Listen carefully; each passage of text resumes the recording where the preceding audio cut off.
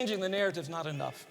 The third thing I'm persuaded we are called to do, we've got to get proximate, we've got to change narratives, but the third thing we've got to do is we've got to stay hopeful, believers. You see, our hope is key. And I mean this because sometimes in the church we think that being faithful is the same thing as being hopeful. Sometimes it's easier to be faithful than hopeful. You can show up every Sunday and be hopeless about what you can do between Monday and Saturday.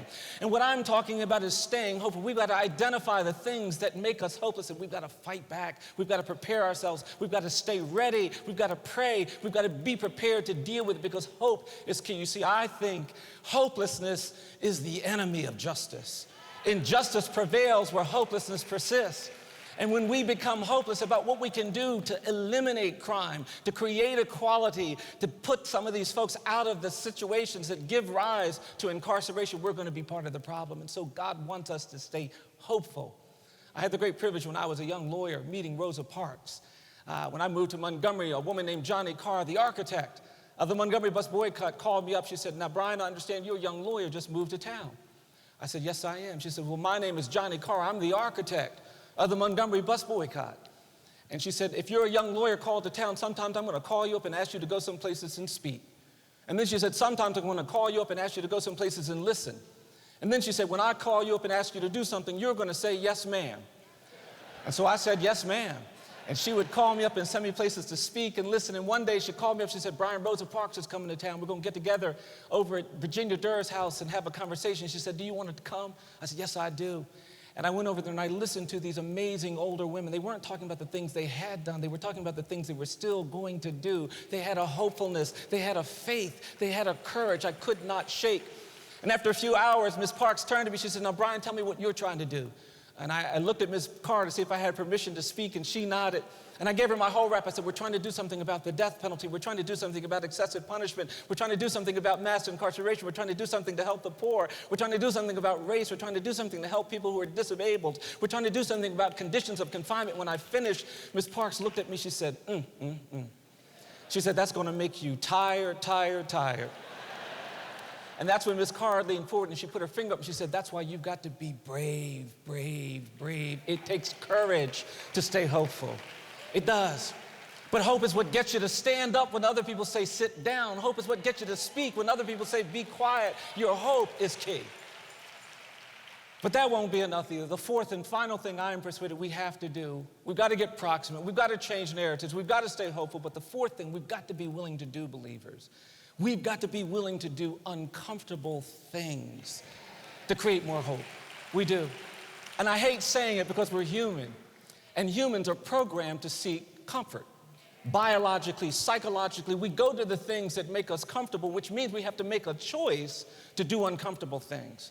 And I hate talking about it because I know it's hard. And don't get me wrong, I'm not speaking against comfort. That's not what I'm saying. I gave a talk down in Mississippi. People met me at the airport. They said, "Oh, Mr. Stevenson, we know all about you.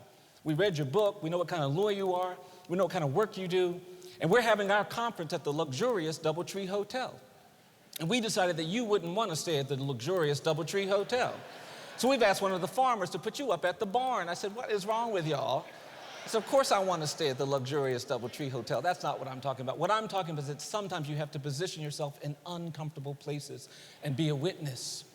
I've been representing death row prisoners for some 30 years. I've had some wonderful moments. We've had a lot of people walk out free after being wrongly convicted. I've seen people wrongly condemned find their freedom. It's been glorious, but I will tell you, I've had some difficult days as well. A few years ago, we had a lot of executions in my state, and we made a commitment to represent anybody who didn't have a lawyer facing execution. And I got involved in a case where a man was facing execution in 30 days, and the man, I learned, was intellectually disabled. And I went to the courts and I said, "You can't execute this man because he suffers from intellectual disability. Our courts have banned the execution of people with intellectual disability." But when I got to the court said, "Too late, should have been raised earlier." I said, "No, it's not too late." The court said, "No, it's too late." And the state court said too late. The appeals court said too late. The federal court said too late.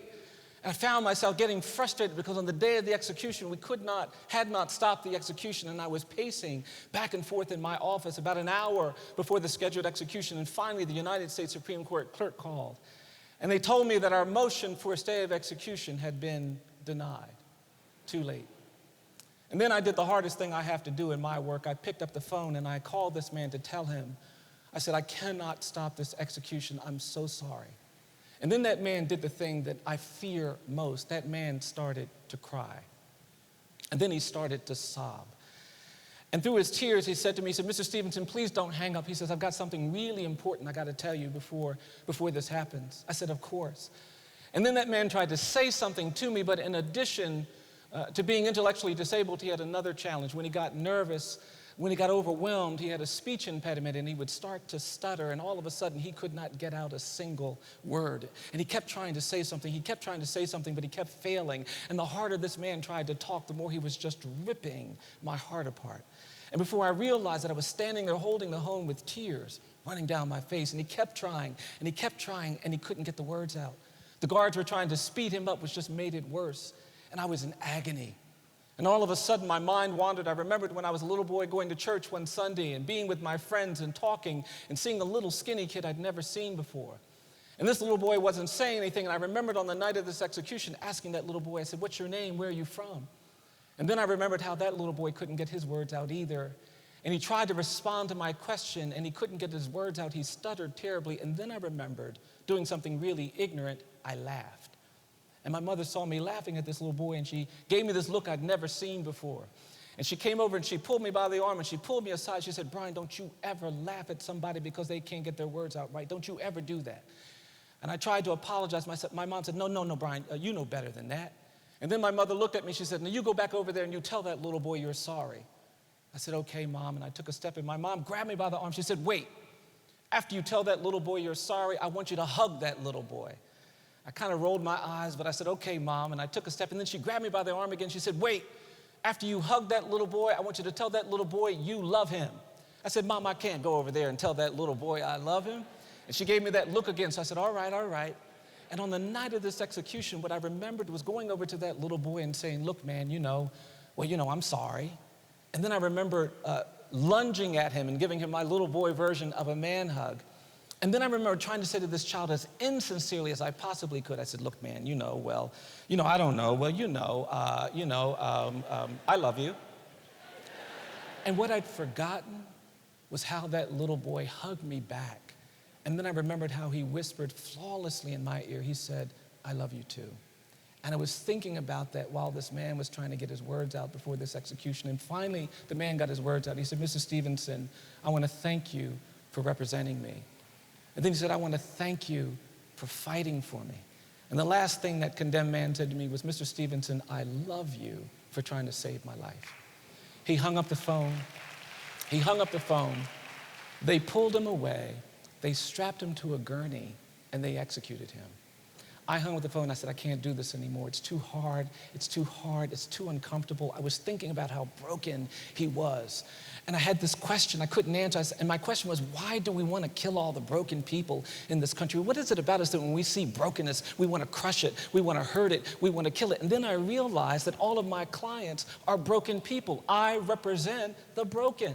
My clients have been broken by poverty, broken by despair, broken by trauma, broken by drugs, broken by neglect, broken by abuse. And then I realized that I work in a broken system because the people who have power are often unwilling to get proximate. They're locked in narratives of fear and anger. They've lost their hope. They won't do uncomfortable things. And in that moment, I said, you know what? I can't do this anymore. It's too hard. It's too much. And I sat down and I said, I can't do it. Can't do it. And I was sitting there thinking, and I was just thinking, and then all of a sudden I had this realization that I hadn't had before. All of a sudden I began to realize something I hadn't thought about before. And what I realized shocked me.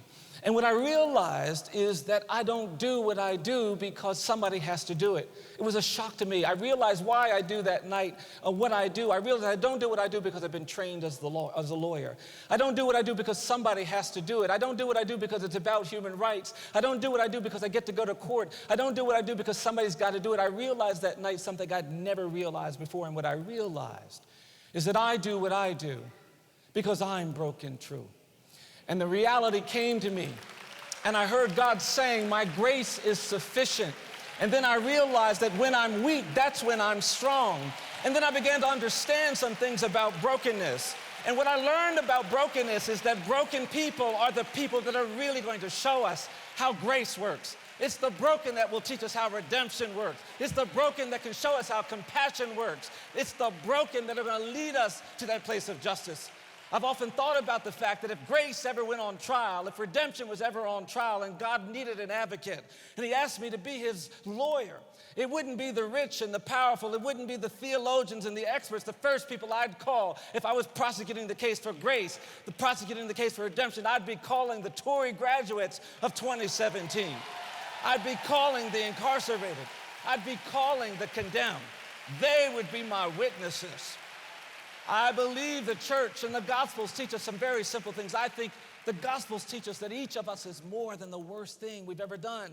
Why they're saying I'm more than is because you're more than your offense. If somebody tells a lie, you're not just a liar. If you take something, you're not just a thief. Even if you kill somebody, you're not just a killer. God's grace means that you can be more than your crime, more than your work.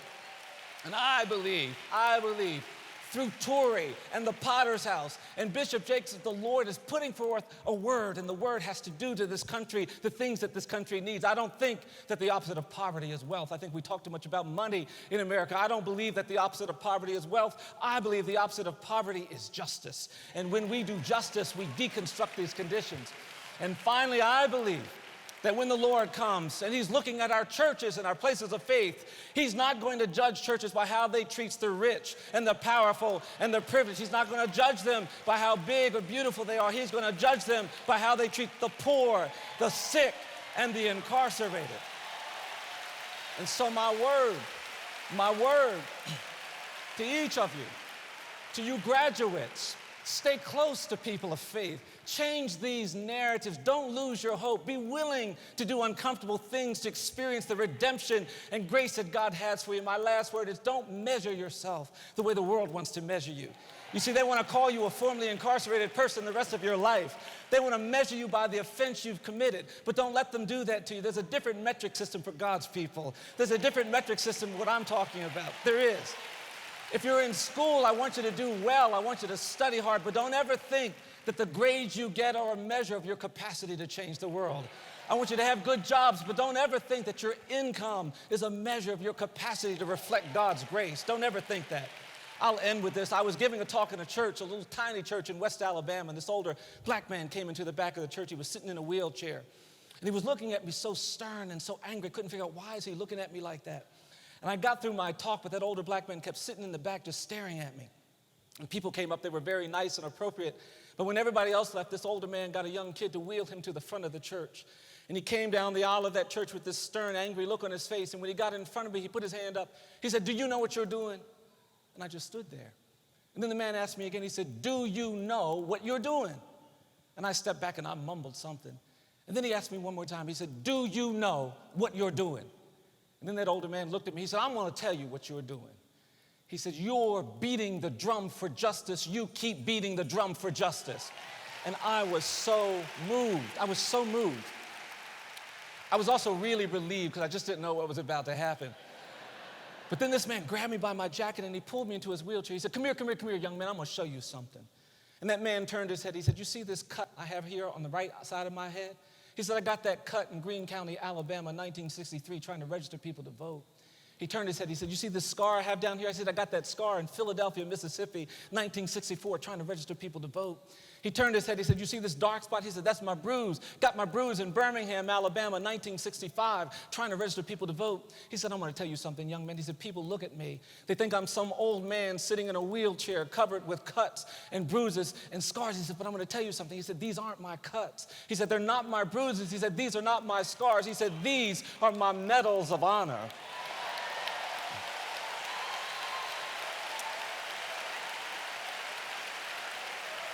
And you see, that's what God can do. You see, these beloved brothers and sisters, you've been cut, you've been scarred. Some of you have been marked by these histories. Some of you have been marked by these crimes. But today, the Potter's House is all around you. And we're converting your cuts and bruises and scars to medals of honor.